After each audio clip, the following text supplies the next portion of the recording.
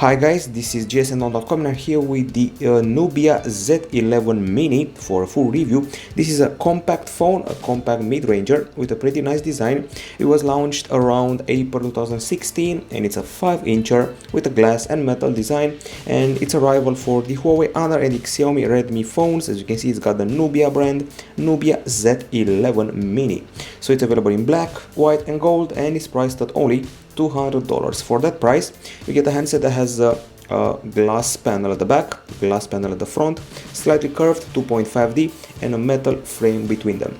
It measures 8mm in thickness and weighs 138 grams, which is a bit thicker than the OnePlus X, which is pretty similar in design, and it's also the exact same weight of the OnePlus X, so that's nice. At the same time, if you want to compare it to the Huawei P10 Lite, well, it's actually a bit lighter, about 8 grams lighter. The resemblance is clear, I'll say it again, a bit of the Nexus 4, a bit of the iPhone 4, and a bit of the OnePlus X, but still a pretty solid looker with a reasonably sized bezel and this unique personality aspect, which is the shiny red button here below the screen. In the end, it's a comfy phone, an elegant phone that's well built, very easy to use with a single hand. It's got comfy buttons on the side and not much to object here. Now on the display front, this one is a 5-inch Full HD screen, IPS LCD with Gorilla Glass 3 protection and mid-level thickness for the bezels. If you want a video player, we got video, and let's play our test video and see what happens. Okay, so the features of the player include pop-up play, and the actual viewing experience involves, I would say, okay brightness, not more than that. This is the maximum brightness level, we wanted more a bit. The colors are pretty vivid and we got wide view angles. The contrast is, I would say, reasonable, and the image is pretty crisp. Now let's see the other aspects of the screen. Go here and let's see what we got. So under the microscope, the screen has the RGB stripes pixel arrangement, and we measured the brightness and we achieved 289 lux units, which is not exactly impressive. Nowadays we expect above 400 lux, so 289 doesn't cut it. It's only good indoors, and it beats the likes of the Lenovo Fab Plus and the LG G Flex 2, but it scores below the LG AKA and the Huawei P8, which is not exactly young. Now if you want settings for the very same screen, you're going to have to go here and display. We got your wallpaper, sleep, brightness, breath light, which is this one here. Basically it can breathe sort of like a pulse, which is a bit of a trademark for the Nubia brand. We got screen display preferences with glow, standard and soft for saturation, and cool tone, natural and warm for the hue. And then we have font size, auto rotate and pocket mode, to name a few options.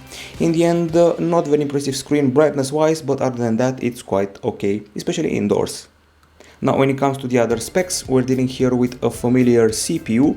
We've got the octa-core Qualcomm Snapdragon 617 chipset, accompanied by 3GB of LPDDR3 RAM, 32GB of storage and a microSD card slot. I noticed that the apps will open up pretty fast, so no objection here, and no matter how many you have queued, they will start up reasonably fast and work fine. No lag, no problem, no delay, even though we're running on an older OS. And the games look fine, including Tiny Gladiators and Riptide GP Renegade, which is our benchmark game, and we found no problem with it, no lag, no texture loss, no frame rate problem, nothing. Loading time is a bit bigger than what's expected. Okay, a new game from Vector, start, and quick race. This one should do, and we continue. It's not a gaming device, but still for a mid-ranger it's quite well spec'd. Not bad CPU and GPU combo, pretty responsive, and the water looks fine in my book. I see the frame rate is holding up well. Okay, texture and lighting, and we landed just fine with all the water drops and the police chase one would want. Of course, you also have benchmarks. You don't only have to trust the game. We go to the gallery here and let's see what we can find. So benchmarks as usual involve the series of Quadrant, Antutu and so forth, and in Quadrant we beat the Huawei Honor 7 and the Samsung Galaxy A3 2016, but we score below the Huawei P9 Lite. Now in Antutu 6, one of the most important benchmarks, here we scored above the Samsung Galaxy A5 2016 as well as the Yumi Touch, but below the Motorola Moto G4 and the Sony Xperia XA. We also did the 3D Mark iStorm Unlimited, and let's see what came out of that. Not exactly an impressive result, but still better than the Vernitor, and at the same time below the Nubia N1 from the same brand, which we also tested recently. In the end, we are able to fight on equal terms the Samsung Galaxy A5 2016, which is no small feat because it was launched at around the same time last year, or maybe just a bit after it. If you're wondering about overheating, that's not a problem. We achieved 36.4 degrees Celsius after running GFX Bench, an intensive benchmark, and we achieved 37.7 degrees Celsius after running Riptide GP Renegade, the game you just saw, so no overheating here. On the battery front, this 5-incher is treated to a 2800 mAh lithium polymer battery, and let's see how it did. As usual, we have screenshots of its behavior in our tests. So we got continuous HD video playback in a loop that helped us achieve a value of 6 hours and 31 minutes of continuous video playback, which frankly speaking is quite low. I had bigger expectations. It may surpass the LED TV 1S and the HTC One M9, but it scores below lowly phones like the Xperia E4 and the iHunt X200. So about 8 or 9 hours would have been better, so not very impressive. Also not impressive is the PC mark time. 5 hours 56 minutes is still close to reasonable this time. It beats the Huawei Honor 7 and the Sony Xperia M5, that's nice, but scores below the HTC One A9. And now the charging. Well, we required 5 minutes for 5%, 15 minutes for 14%, 30 minutes for 27%, 1 hour for 57%, and a full charge of the phone was done in 2 hours and 20 minutes, which I would say it's okay-ish, but not more than that. And all the settings, of course we have settings related to the battery. We only have to actually find them. Here we go, battery, we got battery percentage, battery alert and power saver mode, which can be activated from here and includes a CPU power saver, screen power saver, network connection and vibration deactivation to save more juice. In the end, not exactly an impressive battery, but close to reasonable. Now, as far as the acoustics are concerned, as usual we have 2 sets of holes at the bottom. Only the right one actually hides the speaker, and the pre-installed music player, which I have yet to find, here we go, has a very basic interface, but provides some pretty useful features like for example DTS. Okay, so go to the tune, go here, audio effects, and as I said before, DTS technology, we got bass and treble, and effects like movie, music and podcast. Time to actually go and listen to some tunes, so here we go.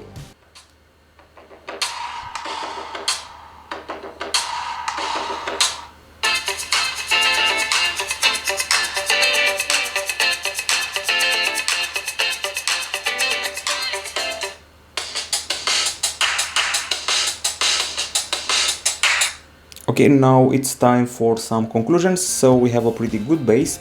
I would say that there's no distortion, there's no vibration of the backside. We have okay highs and okay lows, and I would say that the volume is quite high. We don't have headphones bundled with this phone, and we do have FM radio here somewhere. Here we go, it's here.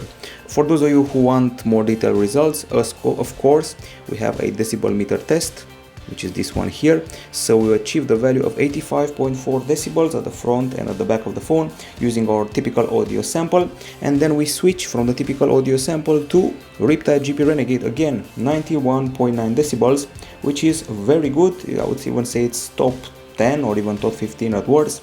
It beats the OnePlus One and the Galaxy Note 4, but scored below the Yuhan's A101s. In the end, okay acoustics, quite good acoustics I would say, and it's time to address the camera. It has a very high pedigree, mind that, 16 megapixel shooter LED flash, also face detection autofocus, apparently, sapphire glass, BSI f2.0, and the Sony IMX298 sensor, the same one from the Xiaomi Mi 5 and the Asus Zenfone 3, I told you, big pedigree. At the front, a megapixel camera with a 5-element lens and 80-degree angle. Now the camera UI, well, let's close some apps before we open it, perform some cleaning, that's more like it. So, camera app, I would say it starts up reasonably fast usually, but in the front of the camera I just got a bit shy. The camera UI is pretty straightforward, we've seen it on other Nubia devices and in general on Android devices. So timer, flash, a few options here, face detection, aspect, grid, gradient, HDR, shutter, and options related to video capture, smile shoot and storage location, not many of them. And then we have the modes, and here we have the effects, and the modes are quite generous. We got panorama, we got slow motion, we got video, photo, also a pro mode with setups for the shutter, white balance, ISO and focus. Okay, and then we have the time lapse and a bunch of shots under the name camera family. This is basically a series of sub modes with multi-exposure. You can overlap multiply exposed shots, and you also use light painting, electronic aperture, slow shutter, start track, video maker, trajectory, DNG and clone. Now we'll leave this aside and go to the gallery and see how the camera behaved in our test. As usual, we have an impressive amount of shots taken. As you can see, they were very colorful. We caught an Easter fair in Bucharest, and the result can be seen here.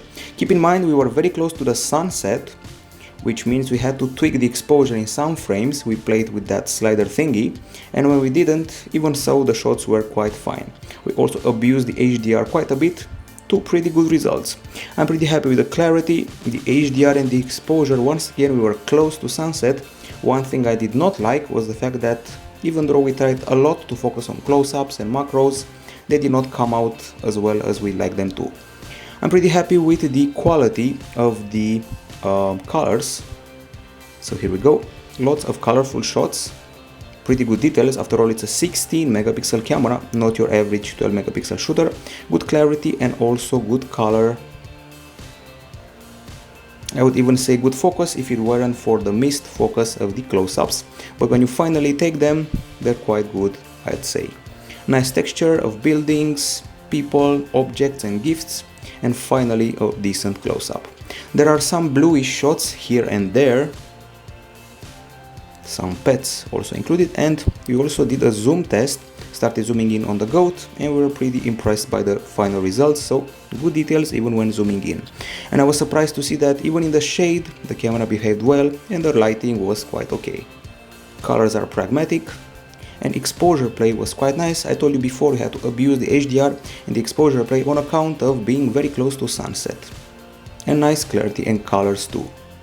In the end, this camera committed no big fail, no big problem, no big missed shot, which is important to remember. It's pretty great for a mid-ranger. Aside from some bluish hues and the focus mishap in close-ups, I would place it between the Xperia XA and the iPhone 6 even, with crisp images and great colors, and everything was at sunset. The panorama was quite generous in resolution, 10,752 and 1632 pixels, quite okay done, and here it is, the panorama. It may seem a bit dark, but I'm happy with the details and the clarity. We also took a bunch of selfies. The first ones were, well, too filtered, so to say. They had too much filter on the face. And I was generally happy with the texture of the skin, of the hair, and even the background was rather okay. So pretty okay selfies. Now when it comes to the nighttime capture, we also did that. So low light capture is also here, and for a mid-range phone, once again, pretty good. Not bad clarity and lighting. There's a bit of grain in the distance, obviously. If you zoom in, there will be detail loss, obviously, again, but the streetlight halos are okay. There's no blue or violet hue to annoy us, and we don't have that overly yellow appearance that we saw on some other phones, which is always nice to spot. Check out this shot here. You wouldn't believe it, it's a $200 phone, trust me. So I even zoomed in on my PC on these shots and I was still impressed by them. So I would say that while it doesn't break any records, it's somewhere between the ASUS ZenFone 2 and the ZenFone 3 models during the night. Now that's photo taking. We also have videos here, so let's check those out.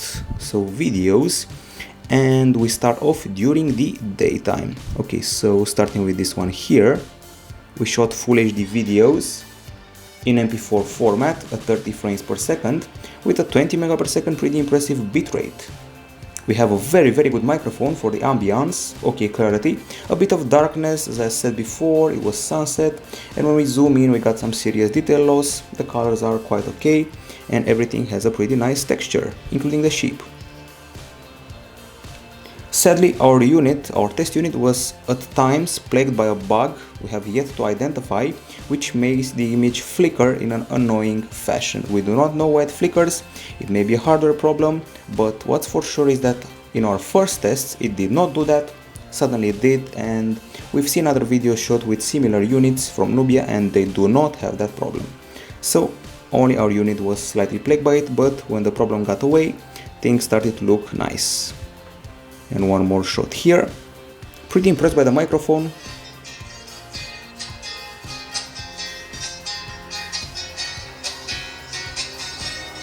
Okay, so good microphone, good clarity and pretty okay colors, maybe unhappy with the shakiness, and the focus is rather okay. That's during the day. During the night we did not have that bug that appeared, and here we have a pretty okay focus. The image is a bit dark and slightly red, very shaky, but still clarity and colors remained, I would say, at an acceptable level. Of course it's shaky when walking, there is no optical image stabilization, but this other video is quite fine, reasonable, straight light halos, pretty good object tracking, nice hue and saturation, so in the end, for a $200 phone it handles fine. Too bad for the bug, but once again it's only our unit. I've seen about 30 videos of the similar phones like this one, did not have any problems.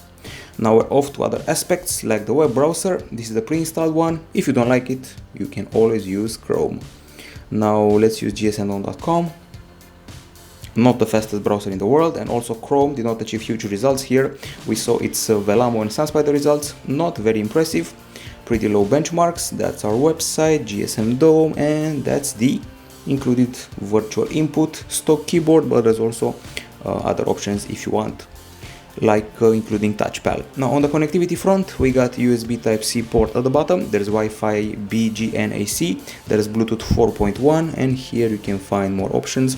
As far as I can tell, there is no trace of NFC, but we do have Bluetooth 4.1. There's also 4G LTE of the FDD and TDD kind, GPS and GLONASS. This is a dual SIM phone with a hybrid slot. It even has VO LTE if you want that. And when it comes to the dialer, we got call recording here if you want to, bunch of call settings also available, and the calls had pretty reasonable volume, not very high, just reasonable, nice clarity and a pretty solid signal. Once again, no NFC here, and we do have a secondary noise cancelling microphone. And speaking of good things, I'm reasonably impressed by the results of our speed test. In 4G we achieved 62 megapixel downloads and 46 megapixel uploads, that's 4G, and in Wi-Fi we achieved even higher results. We went up to 150 megapixel, which is pretty impressive in my book. We got them here somewhere, as you can see, quite impressive. So 150 megapixel downloads and about 25 megapixel uploads. Quite fine for Wi-Fi and 4G. Now the OS, well, it may sound like a pretty antique version. We're running here on Android 5.1.1, good old Lollipop with a Nubia UI applied on top. It's got a sort of colorful and abstract approach, I would say flat. There is no app drawer, all the apps are on the home screens. If you keep the screen pressed, you get the usual settings, wallpapers, widgets and arrange icons. These are the widgets, pretty straightforward, some of them stock, some of them associated to apps. And in the end, if you keep the right capacitive button pressed, you can trigger the multitasking area that feels like the older one from Emotion UI from Huawei, basically a series of thumbnails in a horizontally scrolling area. Drop down portion, notifications and quick settings, quite well spaced. We also have a super snap feature letting you take some pretty interesting screenshots. We got rectangular, circular, heart-shaped and funny snapshots. We got screen recording, and we're talking about video here, and long screenshots if you want a maybe scrolling screenshot. Okay, other than that, we have a pretty complex and big settings area. Connectivity, display, notification center and something called edge gestures. So if you're doing swipes on the side, you can trigger a variety of apps. So if I do this, I can switch to the background app, or I can enable a certain app. If I slide up, I'm supposed to open the play music. Let's try here. That was the gesture. You can apply it on the left side, on the right side, and it's only one of the features that are related to this, inspired by the Samsung Galaxy S Edge devices. There's a variety of them, and you can even associate tasks like accelerating the phone, for example. And then we have the features which include screen split up. Split screen multitasking is here. You can actually use two desktops as shown here, so I can trigger the browser, and here I can go to home and I can trigger the music. so I can scroll around while also checking out my album, start to play a song, or maybe open up the email and change the dedicated area for each window. Basically, that's multitasking in a nutshell, which is annoyingly hard to get rid of. Okay, finally. Now, even more settings are included. They really went all out with the settings. So we have here the smart cover, custom button key, so you can customize your button layouts. Pretty interesting looking button here, and actually all the buttons. Touch gestures, smart sensing. There's also dual instance, so you can use twin applications of the same, well, app. There's also fingerprint scanning and other system settings. Now, I'm sure you want to see the fingerprint scanner in action, so let's fire it up. Fingerprint identification, it's this one here, the fingerprint scanner, and you can use it to unlock the handset, take a photo, or a variety of other features like a super screenshot. So you have to secure it with a pin. Okay, and my fingerprint is already added here. Let's see how fast it works. I would say medium level fast, not the fastest in the world, but also not a slugger. So that's about it. And now, as far as the pre-installed apps go, I counted 41 of them, not the record-breaking 50 plus of the Asus or Huawei models, but still quite a lot. Some of them are quite useful, talking about Accelerate, which cleans up your memory and everything else. We got your tools here, including backup, calendar, we got My File, User Republic, Notepad, pretty capable, I'd say. We can record, have a checklist and more. And then we have the Opera Mini, screen projector, super screenshot, touchpad, user manual, and that's about it. In the end, 41 apps. Okay, so this has been the review of the Nubia Z11 Mini. Time for the verdict. On the Pro side, it's got a nice design, let's admit it. It's got a dual glass sandwich. It's got no lag, a simple UI, takes some pretty good pics in my book, not bad performance, solid acoustics, a nice connectivity option here, and those are the pros. On the cons, the OS is pretty old, let's admit it. The device gets pretty smudged at the back and the front. The fingerprint scanner isn't very fast. Also, the screen is not bright, the battery was a bit of a letdown, and the camera had some minor bugs, but when it came to photographing, no problem there. In the end, this one remains a mid-ranger that costs $200 and is meant to compete with the Huawei's, with the Zenphones, with the Xiaomi's, and frankly speaking, it does not have any deal breaker. So nowadays, not having a deal breaker is a pretty solid deal in the end. And I would say that only the screen and battery are minuses here, but still not deal breakers. So it's a phone for the teens, they want a phone for the pics and the gaming, and they will be able to get it through the Nubia Z11 Mini. This has been the review and presentation of the Nubia Z11 Mini from gsndom.com. Bye bye.